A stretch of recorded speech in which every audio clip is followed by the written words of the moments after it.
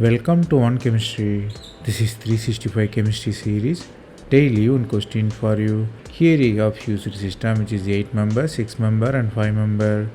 You are reacting with ozone and hydrogen peroxide. Further acid hydrolysis and heating it up. You have to guess what will be the final product.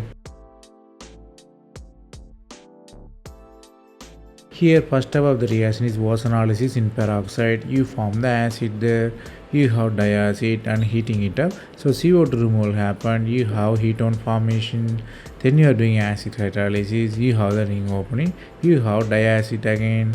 Further heating it up, you end up with the diketone with side chain diketone.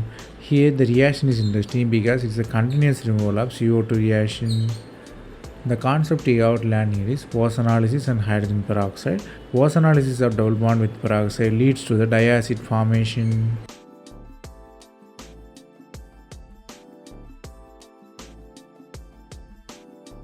That's all from this video.